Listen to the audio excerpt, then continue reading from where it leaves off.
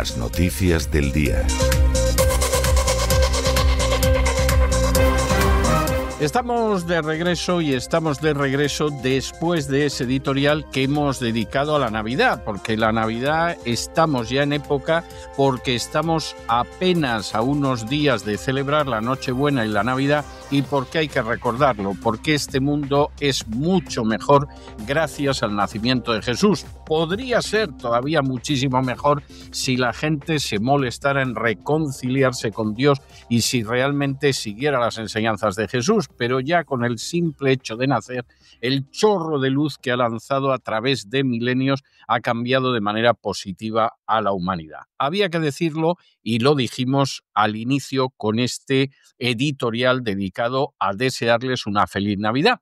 Pero tenemos que continuar con el programa, tenemos que llegar a nuestro boletín de noticias, el último de este año 2025, y como siempre empezamos con el segmento de España. Y empezamos con el segmento de España en un momento en el que parece que Zapatero no solo ha seguido mandando mucho desde que salió del poder, sino que además ese poder que nunca abandonó del todo lo ha dedicado, como siempre, al mal, al crimen, a la delincuencia, a pisotear la legalidad, a la corrupción, a ser José Luis Rodríguez Zapatero de manera cabal. Lo último que aparece, y lo está contando Voz Populi, es que en un momento determinado Sánchez decidió cargarse a su hombre de confianza, a Ábalos, y decidió hacerlo para proteger nada más y nada menos que a Zapatero. ¿Qué tenía Zapatero para que al final la crisis del gobierno de Sánchez fuera una crisis que le favorecía a él y que se llevaba por delante al propio Ábalos? No lo sabemos. Lo único que vamos sabiendo es que efectivamente Zapatero presuntamente fue el personaje que presionó en transportes para rescatar a Plus Ultra con el dinero que los ladrones de la agencia tributaria, lo dice el Financial Times, no lo digo yo, se dedican a robar a los ciudadanos. Y aquí, efectivamente, parece ser que incluso Zapatero se pudo llevar presuntamente nada menos que 10 millones de euros, insistimos, del dinero que los buscabonus roban a los ciudadanos. Pero volvemos a plantearnos la pregunta, porque esta es la cuestión central. ¿Qué sabe Zapatero? ¿Qué tiene Zapatero? ¿De qué poder dispone Zapatero para que en un momento determinado no solo es que haya operaciones que apestan a corrupción, que le cuesta decenas e incluso centenares de millones a los contribuyentes españoles, y que incluso se puede permitir en un momento determinado decir quién sale del gobierno nacional y quién se queda y quién entra en el gobierno nacional? Pues esa es la pregunta del millón de euros. Y por supuesto, como otras cuestiones que les afectan, lo analizamos con la ayuda absolutamente indispensable de María Durán. María, muy buenas noches. Hola, mi querido César. Es viernes, es el último día de esta semana laboral. La Voz todavía sigue unos días y es el último día en que yo durante este año acompaño a los oyentes que están con nosotros cada noche, y eso la verdad que me tiene un poquito triste. Cada vez que me despido de los oyentes durante algunas semanas, lo hago con el corazón un poquito encogido, pero bueno, nos seguiremos leyendo en las redes sociales, viendo estos días, y de verdad que los tendré muy, muy, muy presentes a todos ellos, así como a vosotros, todos los que formáis conmigo este equipazo, porque de verdad que me siento laboralmente más apreciada, más querida que nunca.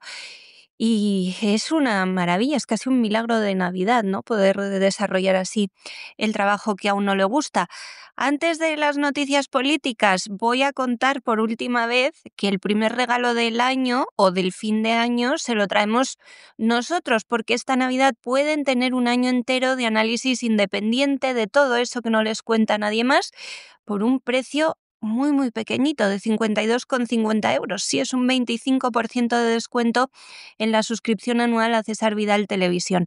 Es un regalo para ustedes o para sus seres queridos contra la desinformación, contra la propaganda, a favor de la verdad y de la libertad. Es una oferta única y irrepetible para quienes quieren vivir y entender el mundo sin filtros ni tutelas. La oferta está disponible hasta el Día de Reyes, se acaba con la Navidad y ya saben que la pueden conseguir con un código promocional, que no es otro que Feliz Navidad 2025, todo junto y en mayúsculas, Feliz Navidad 2025.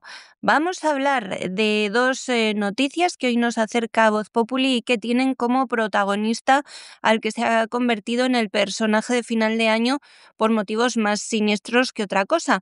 Dos relatos separados por el tiempo y por el formato vuelven a concluir en un mismo eje la relación de poder y de desconfianza entre Pedro Sánchez y quien fue durante años su hombre fuerte, José Luis Rodríguez Zapatero, con la sombra, y aquí viene el personaje de José Luis Rodríguez Zapatero como figura influyente en momentos clave de su gobierno.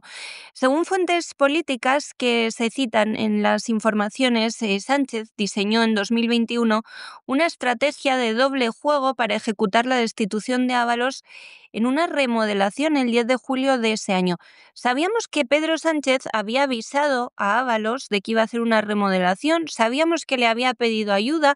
Lo que nunca habíamos sabido es que en realidad encargó otro plan en paralelo antes de decirle a Ábalos en el último momento que él también tenía que salir del gobierno. De puertas para afuera, el presidente dejaba que su ministro de Transportes trabajara en propuestas para la crisis de gobierno, pero en paralelo encargó el verdadero plan que pensaba ejecutar a Óscar López, que además estuvo, según esas mismas fuentes, bajo la tutela del propio Zapatero, que había presionado a Ábalos para el rescate de Plus Ultra. Así se conformó una lista alternativa y reservada con los cambios reales. Esa maniobra buscaba dejar a Ábalos sin margen de reacción y comunicarle su cese apenas 2 horas antes de que se hiciera público, como finalmente ocurrió. Esto se había publicado por fuentes socialistas, pero es que lo ha confirmado años después el propio Ábalos.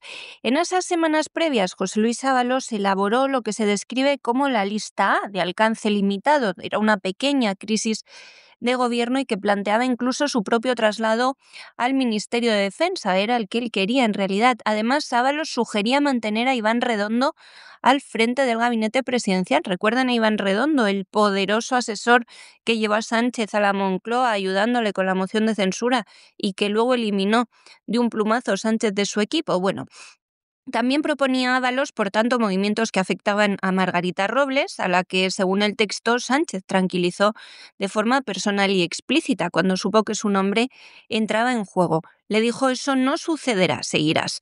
Para las fuentes citadas, aquel mensaje era la prueba de que el presidente ya trabajaba con una hoja de ruta distinta y que las propuestas de Ábalos funcionaban como señuelo y no como una base real para la remodelación. La lista B, la que finalmente se materializó, tuvo cambios mucho más profundos. Óscar López terminó reemplazando a Iván Redondo. Fue una propuesta suya, además, quitar a Redondo para ponerse él. Y según el primer relato, se produjo una reorganización del entorno de Moncloa y también la entrada de perfiles vinculados a la consultora Acento, fundada por el exministro de Zapatero, José Blanco. Esto sería un movimiento en el que las mismas fuentes que han desvelado este plan B de Sánchez con ayuda de Zapatero ahora notan la mano del expresidente Zapatero. A partir de ese giro añaden el peso político del expresidente como asesor informal no paró de aumentar. José Luis Rodríguez Zapatero pasó de ser un apestado en Moncloa los 2 primeros años a convertirse en uno de los principales asesores en la sombra de Pedro Sánchez, quizá por esos negocios en los que parece que estaba involucrado y que la UCO y la UDEF van tratando de desentrañar. La segunda noticia que nos lleva a este hilo y nos conduce a un terreno explosivo es el rescate de Plus Ultra y esas presuntas presiones internas de Zapatero para sacarlo adelante. En una entrevista televisiva en las últimas horas, Víctor de Aldama, comisionista de la trama Koldo, dice que él fue testigo directo que presenció el momento en que Zapatero acudió al ministro de Transportes para trasladar a Ábalos la necesidad de rescatar a la aerolínea. Según su versión, el entonces ministro se negó con firmeza por el mal estado del informe técnico y la discusión se elevó de tono cuando se le insistió en que no era una petición personal, sino algo que está pidiendo el presidente. Aldama asegura que Ábalos llamó después a Sánchez y que éste le confirmó la orden.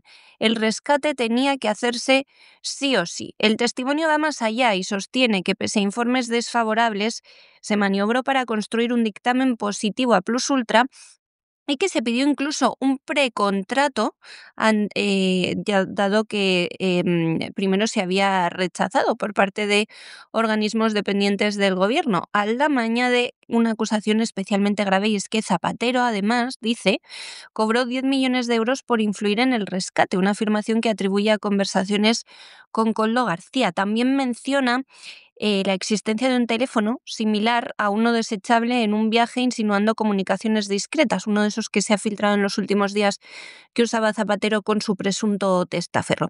En conjunto, estas dos noticias lo que nos llevan es a describir un mismo patrón. Se trata de un núcleo de decisiones políticas en el que entró Zapatero, que tomaban estas decisiones en círculos reduciditos y se degradaba así la confianza interna, pues por ejemplo, de figuras como Ábalos, mientras había otra, Zapatero, que emergía.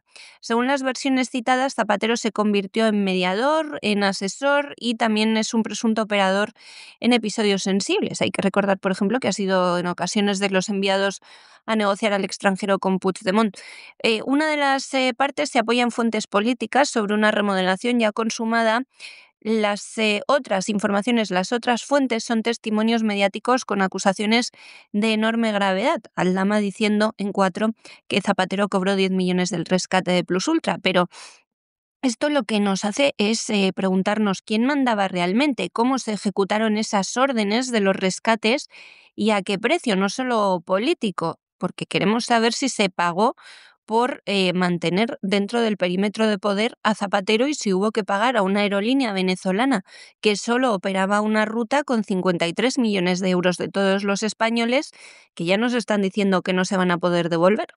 Bueno, y si esta es una situación tremenda, pues no piensen ustedes que es menos tremenda en el caso de David Sánchez, el hermano de Pedro Sánchez, el presidente del gobierno. Porque ahora nos enteramos de que mientras fingía que vivía en Portugal y por lo tanto no tenía que pagar impuestos en España, y cuando en un momento determinado se pide a la agencia tributaria que aclare la situación, manda a sus buscabonus en un ejemplo de indecencia y prevaricación que tumba los muros, a defender al hermano de Pedro Sánchez. Vaya papelón que hicieron los 3 buscabonus ese día delante de la juez de instrucción, dejando de manifiesto que, como dice el Financial Times, la agencia tributaria española es una banda de ladrones, pero eso sí, una banda de ladrones al servicio de otros personajes importantes y destinados a acabar con aquella gente a la que quieren destruir en un momento determinado. Luego se van quejando por ahí, lloriqueando y diciendo que es que están aumentando las agresiones contra ellos. Estarán sorprendidos. En fin, no es sorprendente, es muy triste, es intolerable, es ilegal, pero sorprendente no es. ¿Y de qué nos enteramos ahora? Pues miren ustedes, de algo muy sencillo. Como el hermano de Pedro Sánchez, David, no vivía en Portugal, sino que vivía en España y eludía pagar los impuestos, seguramente sabedor de que los ladrones buscabonus no solo no lo iban a perseguir, sino que lo defenderían si se descubría el pastel, pues claro, tenía que vivir en algún sitio. ¿Y qué hicieron? Pues echaron mano de un piso oficial de la Diputación de Badajoz para dárselo a David Sánchez y que así pareciera que estaba fuera de España, en Portugal, cuando vivía en España. No solo eso, es que además, para terminarlo de arreglar, se autorizó una reforma de 43.000 euros, ni más ni menos, en la cocina de ese piso oficial. Y esto, además, lo hizo la Diputación. Esto es una vergüenza, se mire como se mire. Por cierto, el piso tenía más de 300 metros cuadrados. No vayan ustedes a pensar que era una solución habitacional de aquellas de la ministra Trujillo, ¿no? Era un señor piso que la inmensa mayoría de los españoles, más del 90%, no pueden ni olfatear. Pero para eso era el hermano de Pedro Sánchez y para eso contaba con el apoyo de altos cargos dentro de esa banda de ladrones que son los buscabonus de la agencia tributaria, por si hay alguien que todavía no se ha enterado de lo que es esa chusma. Miguel Ángel Gallardo, candidato del PSOE a la Junta de Extremadura, ya que tenemos pasado mañana comicios, vamos a hablar de esto, y presidente de la Diputación de Badajoz, autorizó una reforma valorada en torno a los 43.000 euros para la cocina de un piso oficial de la institución provincial que, según el debate, le prestó al hermano de Sánchez, a David Sánchez, como residencia para que pareciera que sí residía en Badajoz cuando primero lo hizo en Moncloa y luego en Portugal para no pagar impuestos y porque su puesto no lo requería ya que era ficticio. De acuerdo con documentación a la que ha accedido este medio, el expediente de contratación se tramitó en octubre de 2024, hace poquito, más de un año, y tenía por objeto la reforma de cocina y sustitución de carpintería interior en un inmueble propiedad de la Diputación. El presupuesto base de la licitación ascendía a 48.389,80 euros y se publicó el 7 de octubre de 2024, pocos días después de que David Sánchez se instalara en el piso, siempre según el mismo relato. Finalmente, el contrato se adjudicó a la empresa Querosan Construcciones y Reformas S.L. por un importe menor, 43.439 euros, tras concurrir otras 6 compañías. La adjudicación se formalizó el 12 de diciembre de 2024 y la firma definitiva se produjo días después. El inmueble de 316 metros cuadrados, nada menos, es en teoría la residencia oficial del presidente de la Diputación de Badajoz. Sin embargo, la información sostiene que estaba vacío, había permanecido vacío durante largos periodos mientras Gallardo ocupaba el cargo, una circunstancia que habría facilitado su cesión al hermano del presidente del gobierno, con quien Gallardo mantendría una relación muy cercana. Ese uso se prolongó durante meses, después de que el músico abandonara con rapidez otras viviendas en las que había sido localizado. La reforma se centró especialmente en la cocina, tras una queja de David Sánchez sobre el estado del piso, que encima que le daban un piso de 316 metros, dijo que estaba todo muy antiguo.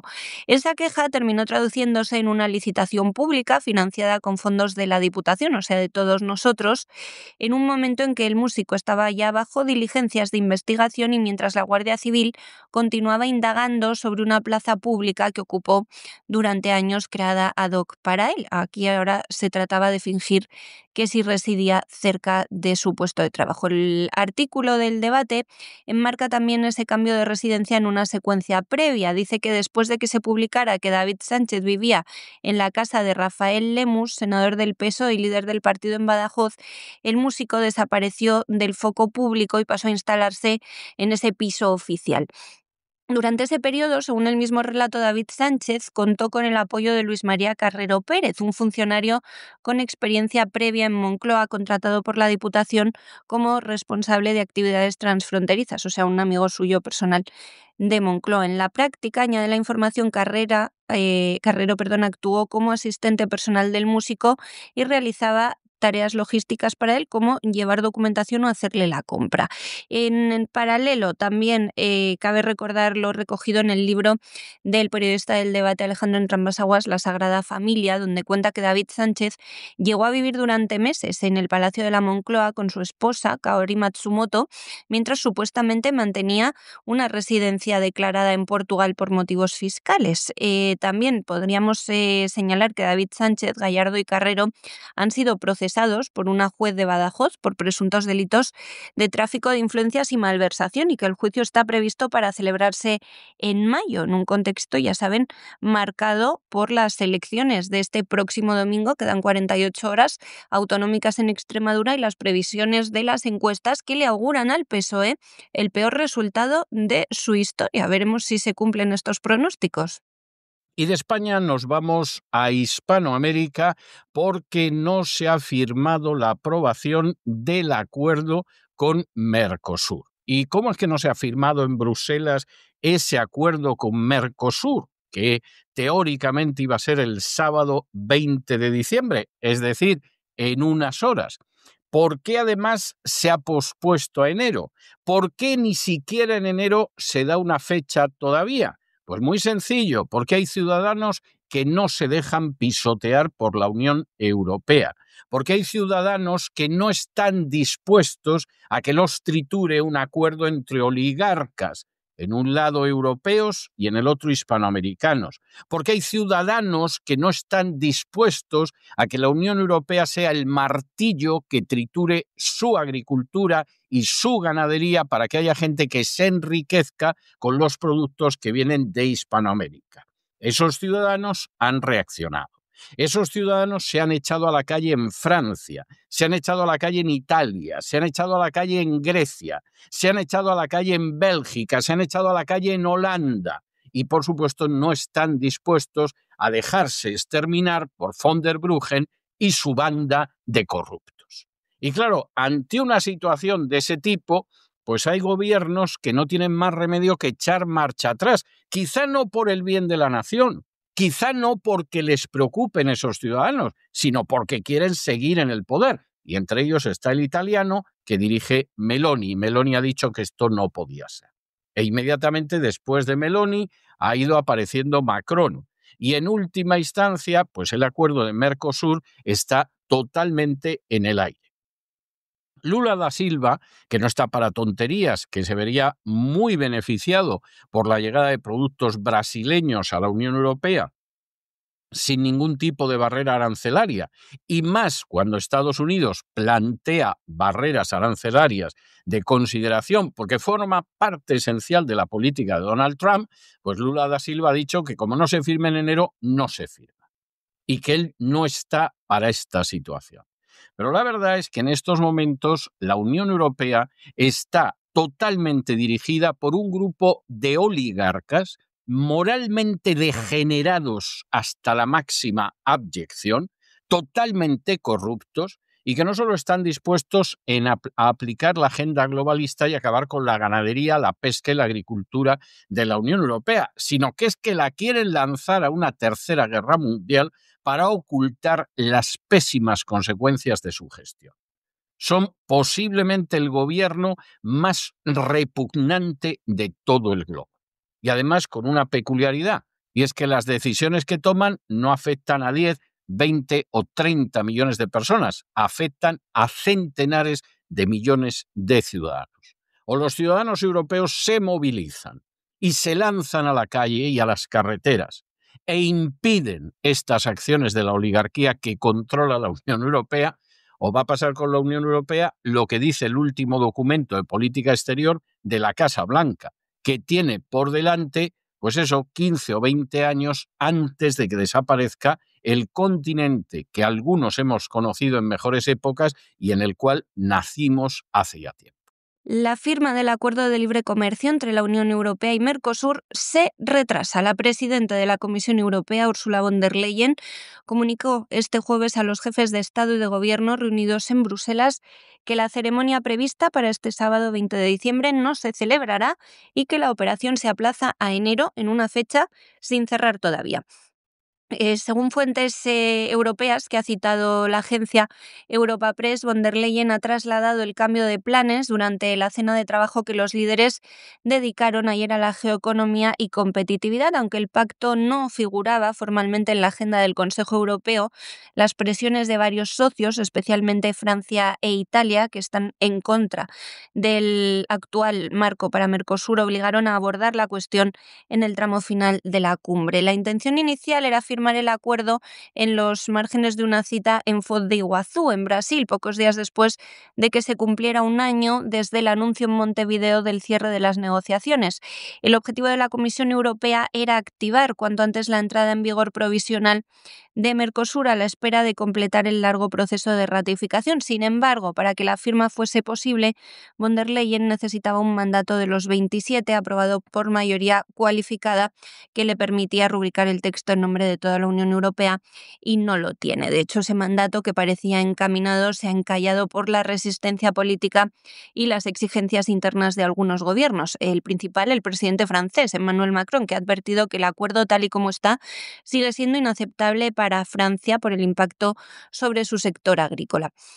A esas reservas se han sumado dudas y reticencias de otros países como Polonia, Hungría, Austria o Bélgica, aunque sin alcanzar por sí solos una minoría de bloqueo capaz de paralizar el proceso. La clave final del giro llegaba desde Roma. La primera ministra italiana, Giorgia Meloni, trasladó este jueves que considera prematuro firmar el pacto en este momento, aunque dejó la puerta abierta a hacerlo más adelante si se atienden las demandas de los agricultores. Ese mensaje inclinó la balanza y frustró la firma del sábado. De hecho, el mismo jueves, Lula da Silva y Meloni mantuvieron una conversación telefónica en la que constataron que no existían condiciones políticas para mantener la ceremonia prevista, sin cerrar, eso sí, la opción de retomar la firma en enero. Veremos qué pasa, porque Lula había dicho que él, si no se firmaba antes de terminar diciembre, no quería firmar. Desde el lado europeo, más fuentes comunitarias dicen que el objetivo es que sea cuanto antes, a comienzos del próximo mes de enero. En el trasfondo del aplazamiento está el paquete de salvaguardas negociado esta semana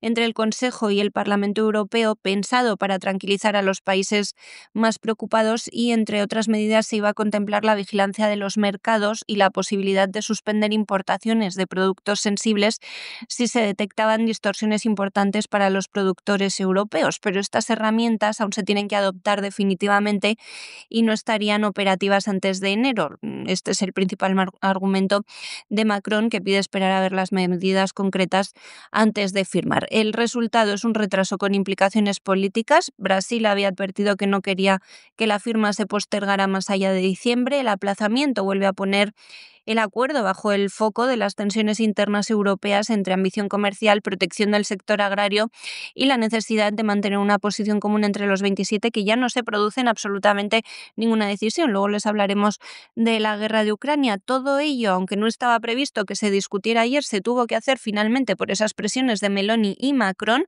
en una de las protestas del campo europeo más históricas que se recuerda nunca en la capital comunitaria. Llegaron agricultores, trabajadores del sector primario de todo el continente, especialmente franceses. Las cargas de la policía fueron exageradas y espectaculares, pero consiguieron los agricultores llegar hasta las puertas del Parlamento Europeo para denunciar una vez más que los legisladores europeos están arruinando nuestro campo.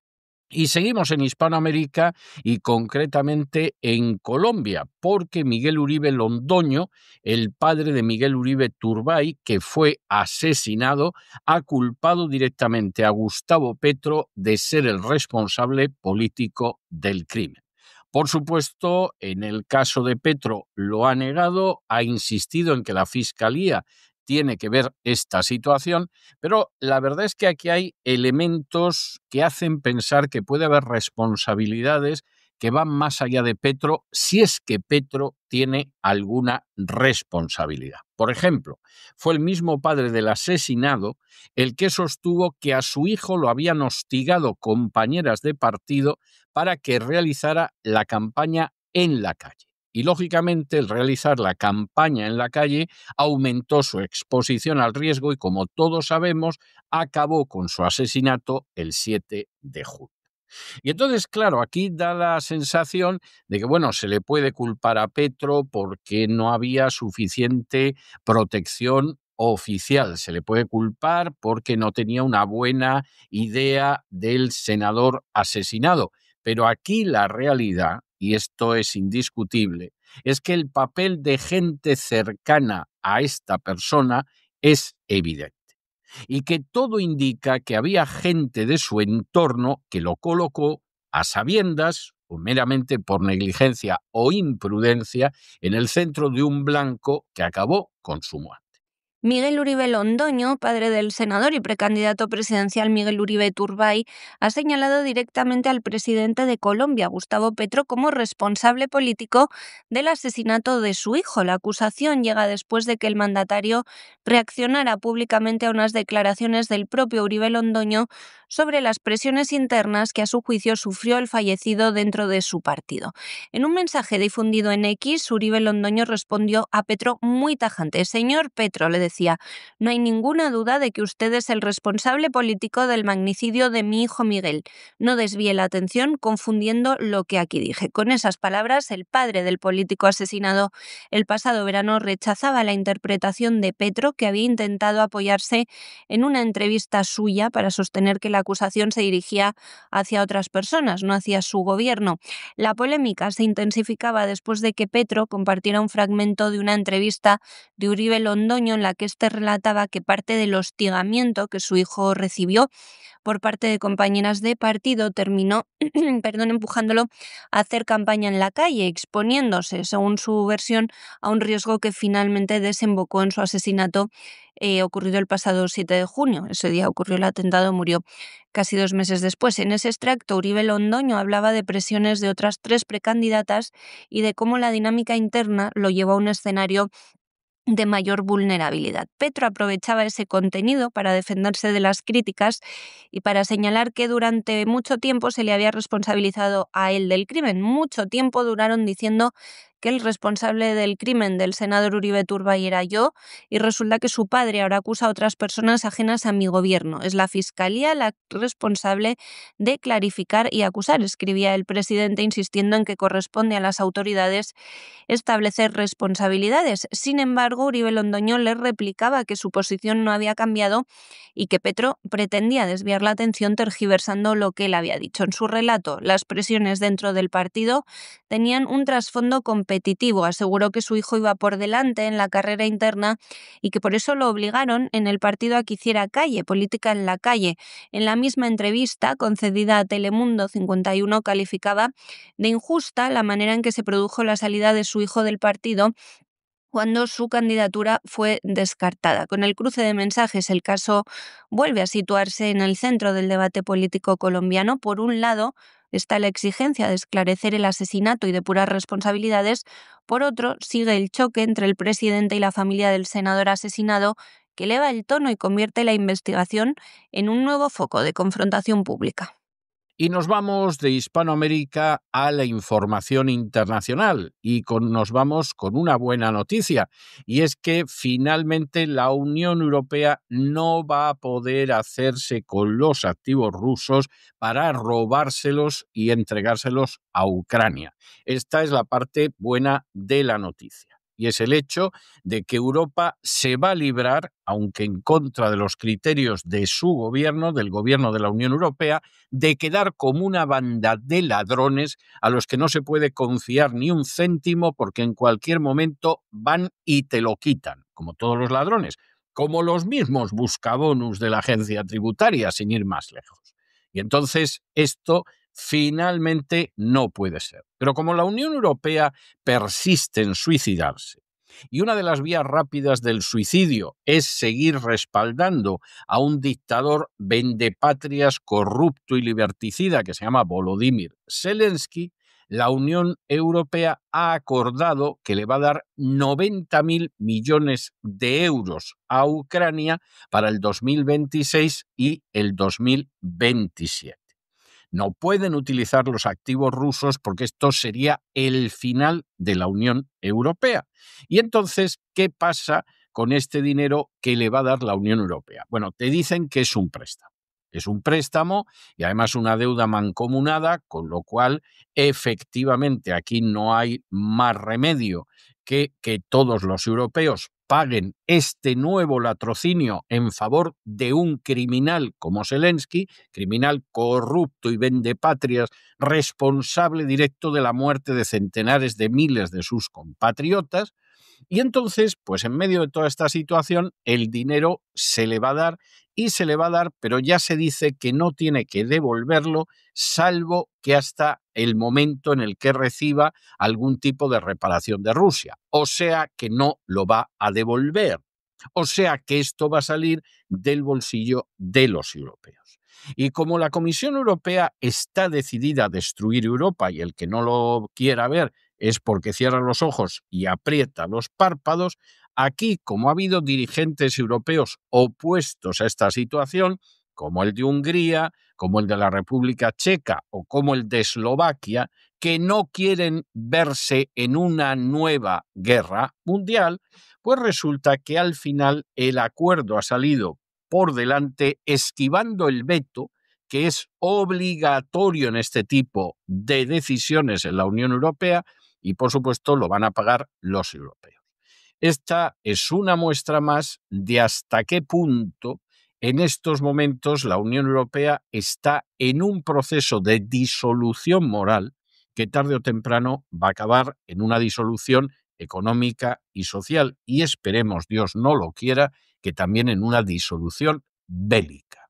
La Unión Europea ha cerrado, tras una cumbre maratoniana de 16 horas en Bruselas, un acuerdo para financiar a Ucrania con un préstamo de 90.000 millones de euros que le permita mantenerse a flote durante los próximos 2 años, 2026 y 2027. Este pacto lo ha confirmado el presidente del Consejo Europeo, Antonio Costa, y evita, al menos por ahora, recurrir de forma directa a los activos rusos congelados en territorio comunitario, una opción que durante las semanas últimas se había presentado como la vía natural para articular un llamado préstamo de reparación, pero que ha encallado porque tenía muchos riesgos jurídicos, técnicos y financieros. Tenemos un acuerdo, celebraba Costa en redes sociales anoche, y ante la prensa el ex primer ministro portugués subrayaba que la Unión Europea se reserva el derecho de utilizar esos activos inmovilizados para reembolsar el préstamo, una forma de mantener la presión sobre Moscú sin cruzar todavía el umbral legal y político que dividía a los 27. La idea, defendía, es fortalecer a Kiev en la mesa de negociación y enviar un mensaje claro al Kremlin, que es que Europa no retirará su apoyo y Rusia solo encontrará un camino viable si cede a alcanzar una paz seria. La presidenta de la Comisión Europea, Ursula von der Leyen, detallaba que la fórmula elegida pasa por el endeudamiento, como no, de la Unión Europea en los mercados de capitales, es decir, nos arruinamos nosotros mediante deuda mancomunada. El acuerdo llega con una arquitectura política delicada, se recurrirá a la cooperación reforzada para que 24 Estados miembros participen en el mecanismo. Se quedan fuera Hungría, República Checa y Eslovaquia. El préstamo, según von der Leyen, va a estar respaldado por el margen del presupuesto comunitario y, como en el modelo de reparaciones, Ucrania solo tendría que devolverlo cuando reciba indemnizaciones, o sea, a lo mejor no nos lo devuelven nunca. En este punto de mantener inmovilizados los activos rusos jugó un papel importante Viktor Orbán.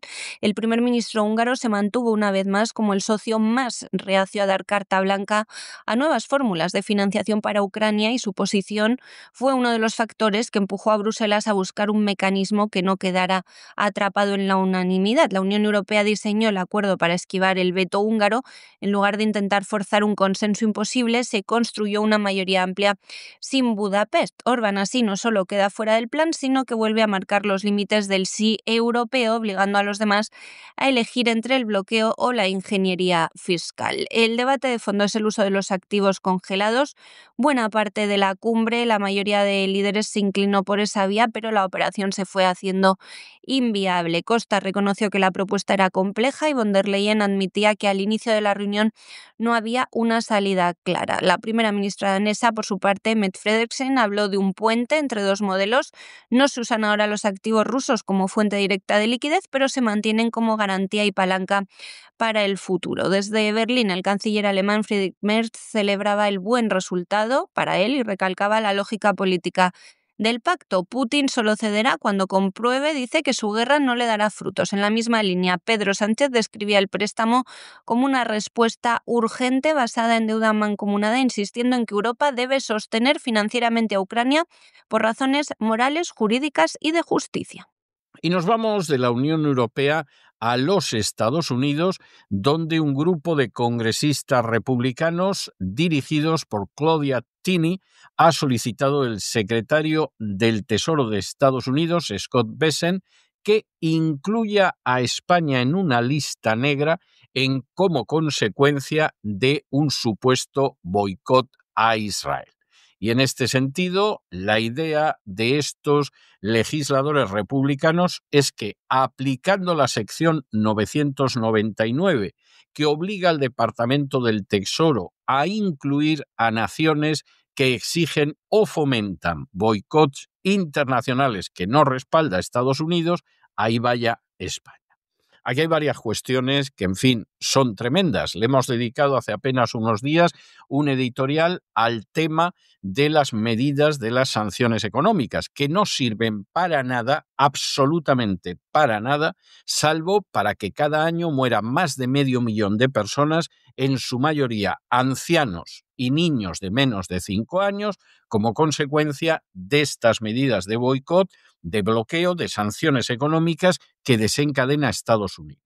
Luego, a la hora de cambiar el régimen, de que la sociedad avance hacia la democracia, de que se evite la inseguridad, exactamente todo lo contrario. En muchos casos, este tipo de medidas todavía fortalece más a regímenes que son, desde luego, poco envidiables y poco recomendables. Cuestión aparte es que no se quiera ver, cuestión aparte es que haya gente que siga pensando en contra de la realidad de décadas, que en algún momento se van a sublevar las poblaciones y van a derribar al gobierno. Está por verse eso en algún sitio. Todo lo contrario. La oposición acaba triturada porque, claro, cuando no tienes tiempo ni siquiera para poder encontrar comida o medicinas, estás como para conspirar precisamente.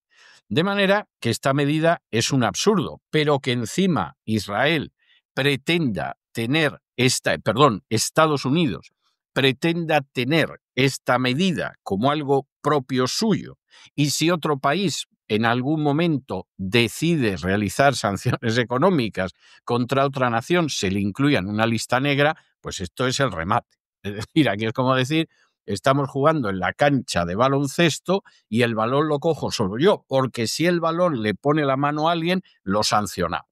Bien, esto ya es discutible desde el punto de vista del derecho internacional. Pero claro, ahora viene la siguiente cuestión, y es qué sanciones económicas ha realizado el gobierno español contra el Estado de Israel. Porque de hecho esto se reduce al embargo de armas a Israel, que luego en la práctica tampoco ha sido tan claro, y al hecho de la prohibición de importar productos de los asentamientos que tiene Israel en los territorios palestinos, que son asentamientos ilegales. Y en este sentido, pues se da la circunstancia de que estamos hablando de unas medidas que son discutibles, incluso dentro de esa visión tan discutible que tiene Estados Unidos de aplicar sanciones económicas, que las aplica Estados Unidos y el resto del mundo no las puede aplicar, y como intente aplicarlas pasa una lista. De manera que en este sentido, pues vamos a ver qué sucede con el gobierno de Sánchez. Pero claro, la petición de los legisladores, que no sé por qué nos maliciamos que todos han recibido dinero de la AIPAC, es decir, del lobby sionista, si no más importante, segundo más importante de Estados Unidos, pues en fin, deja de manifiesto quién dirige la política exterior de los Estados Unidos. Y por cierto, no son los ciudadanos americanos ni la voluntad de los ciudadanos americanos. Y cada cual que piense lo que quiera. Pero el 100% de los miembros del Senado ha recibido dinero del AIPAC y más del 95% de los miembros de la Cámara de Representantes han recibido dinero del AIPAC para sus campañas. En fin, que tampoco hay que ser un genio de la geopolítica para entender lo que pasa en Estados Unidos. Y un grupo de congresistas republicanos de Estados Unidos, encabezados por Claudia Tenney, ha pedido al secretario del Tesoro Scott Bessent que estudie la posibilidad de incluir a España en una lista de países señalados por fomentar boicots internacionales no autorizados por Washington. En su escrito, los legisladores sostienen que las políticas del gobierno de Sánchez hacia Israel equivalen a un boicot y que más allá del discurso político estarían configurando discriminación económica formal contra uno de los aliados más estrechos de Estados Unidos. La petición se articula a través de un mecanismo concreto, la sección 999, que obliga al Departamento del Tesoro a mantener una relación de países que exigen o fomentan la participación en boicots internacionales no respaldados por Estados Unidos. Los congresistas piden que se revise bajo ese paraguas la normativa española dirigida contra Israel, citando expresamente medidas como el embargo de armas o la prohibición de importar productos procedentes de asentamientos ilegales en territorios palestinos. Según los firmantes, España habría adoptado en octubre restricciones radicales que prohíben el comercio de armas con Israel o limitan la publicidad o comercialización de productos con origen en Cisjordania. Aquí para decidir uno qué productos compra le tiene que pedir permiso a Estados Unidos. En ese contexto, los congresistas subrayan que la inclusión de un país en la lista asociada a la sección 999 activa obligaciones específicas de información y sirve como una herramienta de protección para que compañías estadounidenses no cumplan inadvertidamente normas extranjeras que Washington considere discriminatorias. Por ello reclaman al Tesoro una revisión exhaustiva para determinar si las decisiones del gobierno español encajan en los criterios legales necesarios. TNI ha reforzado esa idea con un mensaje político, sostiene que España va más allá de la retórica y exige que los gobiernos que promueven boicots no autorizados por Estados Unidos contra Israel sean investigados y responsables. La carta, en suma, presiona a la Administración para que convierta un choque diplomático y comercial en un asunto de cumplimiento legal y deja sobre la mesa una advertencia. Si el Tesoro acepta el planteamiento republicano, España puede quedar formalmente bajo el foco de Washington por su política hacia Israel, con implicaciones regulatorias y potenciales fricciones en la relación bilateral. Es decir, si se hace boicot a Israel, pagaremos elevados aranceles, y si no se hace boicot a Israel, también. No sabe uno a veces cómo acertar, ¿eh? Y hasta aquí hemos llegado nosotros con nuestro boletín. María, muchas gracias, muy buenas noches, que pases unas magníficas Navidades, que tengas una feliz salida y entrada de año y nos encontramos, Dios mediante, en el mes de enero de 2026.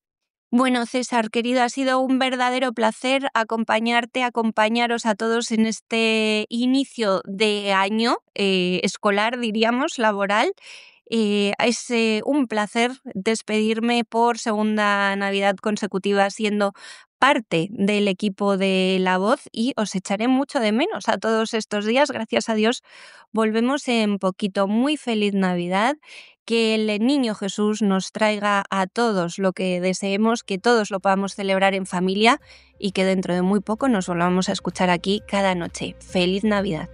Y ustedes no se nos vayan, porque ya se ve cómo sobre la línea del horizonte se recorta la silueta gallarda de don Lorenzo Ramírez, que con paso decidido se dirige hacia el avión del Despegamos, no solo para anunciarnos lo que va a ser el contenido del gran reseteo de este fin de semana, sino también para aclararnos, aunque sea brevemente, que es viernes, alguna cuestión de la geoeconomía mundial.